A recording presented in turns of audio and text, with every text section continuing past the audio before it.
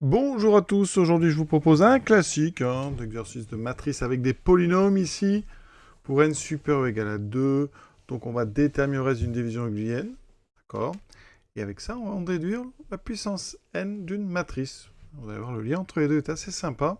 Et la première question, alors c'est une question qui peut servir dans plusieurs chapitres, donc comment on détermine le reste d'une division euclidienne? Alors ici, on a donc à écrire une division euclidienne. Donc, pour n supérieur ou égal à 2, effectivement, on peut diviser x puissance n par x hein, carré moins 3x plus 2. Autrement dit, le degré de x puissance n est donc supérieur ou égal au degré de x2 moins 3x plus 2. Ça veut dire qu'ici, donc, il existe q de x et r de x avec donc degré de q de x donc qui va être donc égal à donc degré de xn moins le degré de x2, donc qui va être égal à n-2, et le degré de r de x, qui lui sera obligatoirement, effectivement, inférieur ou égal au degré de x carré moins 3x plus 2, donc lui inférieur ou égal à, donc strictement, donc inférieur ou égal à 1. Ça veut dire que, eh bien, r de x s'écrit ax plus b, avec a et b réels. Ici, on va travailler avec des réels. Donc, eh bien, c'est ça l'idée. On ne va pas chercher q de x.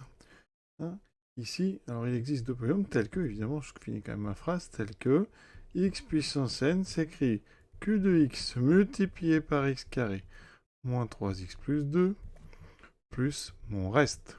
D'accord? Donc je reprécise encore une fois que mon reste, c'est du ax plus b. Donc je vais chercher a et b. Vous allez voir qu'astucieusement, c'est ce reste qui va me permettre de calculer la puissance d'une matrice. Alors comment trouver ce reste? Évidemment, c'est loin d'être évident parce qu'on ne connaît pas n. Et ça doit être valable quel que soit n supérieur ou égal à 2. Et puis encore une fois, il s'agit d'astuces. Une fois qu'on l'a vu, on ne l'oublie pas, mais on va prendre des valeurs de x intéressantes pour x carré moins 3x plus 2. Alors, x carré moins 3x plus 2, il y a un peu du second degré. Alors on a deux racines évidentes, qui sont 1 et 2. Effectivement, le produit de 1 et 2 fait bien 2. La somme fait 3, donc c'est l'opposé du nombre que vous avez là, et on a un polynôme unitaire. Donc, effectivement, vous pouvez vérifier que 1 et 2 sont racines. Et donc ici, eh bien, on va écrire pour x égale 1. Et ensuite, on écrira pour x égale 2. Regardez ce que ça donne. À gauche, pour x égale 1, j'ai 1 puissance n, c'est-à-dire 1, qui est égal à q de 1. Oui, on va l'écrire, fois 1 au carré moins... Enfin, 1 au carré moins 3 fois 1 plus 2 qui fait 0. Donc en fait, ce terme ici va disparaître. C'est l'idée. C'est ça l'astuce. On prend les valeurs des racines et c'est elles qui font disparaître le terme qui contient q de x qu'on ne connaît pas. Donc ça tombe bien, on ne le connaît pas, mais ce terme s'annule. Il me reste en fait ici r de 1, c'est-à-dire a fois 1 plus b. Oui, vous avez trouvé une équation entre a et b, un lien. Pour x égale 2, j'aurai 2 puissance n qui va être égal à... Même chose, mon polynôme ici du second degré s'annule en 2, donc q de x va disparaître. Il me restera r de 2, c'est-à-dire 2a plus b. Et donc j'ai un système à résoudre très simple. Alors on va le résoudre premièrement en faisant ligne 2 moins ligne 1. Comme ça, les b disparaissent. Il me restera 2a moins a, c'est-à-dire a égale à 2 puissance n moins 1. Et ensuite b, eh bien vous savez que c'est donc 1 moins a. C'est donc 1 moins 2 puissance n moins 1.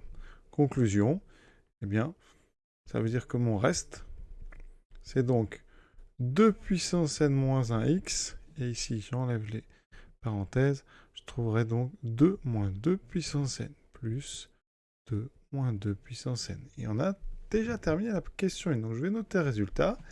On vient de montrer que x puissance n, c'était q de x fois x2 moins 3x plus 2 plus 2 puissance n moins 1 grand x plus 2 moins 2 puissance n. Et ça, pour tout n, supérieur ou égal à 2, entier bien sûr. Et maintenant, arrive une matrice. Alors, comme on va utiliser ce qu'on vient de faire, l'idée, ça serait de calculer a carré moins 3a plus 2. Donc je vais déjà calculer a carré. Donc on va tout faire à la main. Parce que finalement, en colle et au concours, ben, vous n'aurez pas le choix. Donc, ça va très vite. Voilà. Parfois, on a la machine, mais je ne sais pas, tous les concours, comment ça se passe. Ici, donc, on, comme classique, hein, on fait basculer. Donc, premier terme, ça fait 0, moins 1, donc moins 2. Le second, 0, donc moins 2, moins 1, moins 3. Le troisième, 1 plus 2, 3. Maintenant, on bascule la deuxième colonne. 1, 2, moins 1. Donc, j'obtiens 2 plus 1, 3. 4 plus 1, 5. Moins 2, j'ai oublié un terme ici, pardon. Pas 5. C'est donc moins 1 plus 2 plus 4, ça fait 3. 3 plus 1, 4. Ensuite, dernier, 1 plus moins 2, moins 1. Moins 1, moins 2, moins 3. Dernière colonne. Ici, donc, moins 1, 2. Donc, ça me fera moins 1, moins 2, moins 3. Ensuite, 1, moins 2, moins 1, moins 1, moins 2, moins 3. Et dernière, moins 1, plus 1. Donc, ça, c'est nul. 2 fois 2, 4. Voici donc A carré. Et on va regarder donc A carré, moins 3A, plus 2 fois l'identité. Évidemment, je ne mets pas plus 2, je mets 2 fois l'identité. Ce qui me fait donc, ici, donc moins 2. Alors, je vais tout recopier, puis on fera notre calcul. Voilà. Moins 3 fois donc la matrice de A. Il faut faire attention parce que la moindre erreur, hein, et on perd du temps. Et 2 fois l'identité. C'est-à-dire diagonale 2 avec des 1 et des 0. Il me reste quoi? Donc ici, moins 2, moins 3 fois 0, moins 2 plus 2, 0. Ça commence bien. 3, moins 3, 0, plus 0. Moins 3, plus 3, 0, 2 fois 0, 0. Ça commence, pour l'instant on est bon, on doit trouver que des 0. Moins 3 plus 3, 0, 2 fois 0, 0. 4, moins 2 fois 3, donc moins 6, ça fait moins 2 plus 2, ça fait 0. Moins 3 plus 3, 0, ici j'ai un 0, donc ça fait 0. Donc moins 3, 0, 2 fois 0, 0. Moins 3 plus 3, 0, plus 0 ici. Et le dernier, 4, moins 6, moins 2 plus 2, 0. C'est parfait, on a trouvé la matrice donc 0 de dimension 3. La matrice nulle de dimension 3. Et donc c'est là l'idée. On a quasiment terminé pour tout n supérieur ou égal à 2. A puissance n est donc égal à mon écriture ici, je peux remplacer la matrice, enfin x par la matrice A. D'accord? Puisqu'on a des polynômes en x, donc tout commute, il n'y a aucun problème. Donc ici, je vais avoir eh bien, la matrice Q de A fois A2 moins 3A plus 2 fois l'identité, plus 2 puissance n moins 1 fois la matrice A, plus 2 moins 2 puissance n fois la matrice identité. D'accord? Alors, ici, eh bien, on vient de montrer que ça faisait la matrice nulle.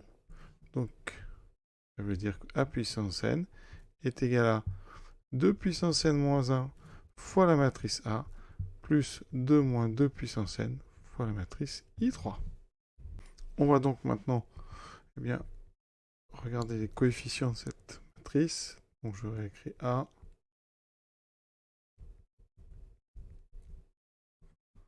plus 2 moins 2 puissance n fois l'identité. Et comme tout à l'heure, on va regarder nos 9 coefficients. Et donc, alors on commence en haut. Donc ici on a un 0. On a donc ici 2 moins 2 puissance n. Alors on va faire la première colonne. Ici on a un moins 1. Donc ça fera 1 moins 2 puissance n. Là j'ai un 0. Ici j'ai un 1. Donc 2 puissance n moins 1. Deuxième colonne. Là on a un 0. Donc je prends que lui. Donc 2 puissance n moins 1. Pour l'autre c'est pareil. J'ai l'opposé. Voilà. Au milieu, là il y a deux choses. J'ai 2 fois 2 puissance n moins 1 plus 2 moins 2 puissance n. Alors je regarde. J'ai 2 fois 2 puissance n moins 2 puissance n. Donc j'ai 2 puissance n. Moins 2 plus 2, ça fait 0. Donc il me reste 2 puissance n. Ensuite, à côté, j'ai que celui-là. Donc 1 moins 2 puissance n. On passe à la... Donc ici, deux derniers termes en bas. Donc là, il y a un 0, donc je prends que celui-ci. Il y a un moins, donc ça fait un moins de puissance n. Et là, j'ai un 2, et là, j'ai un 1. Donc, c'est la même chose que je viens de faire. Ça va être 2 puissance n. Et donc, ça, effectivement, c'est la matrice A puissance n pour tout n supérieur ou égal à 2. On va s'arrêter là pour ce petit exercice. À très bientôt.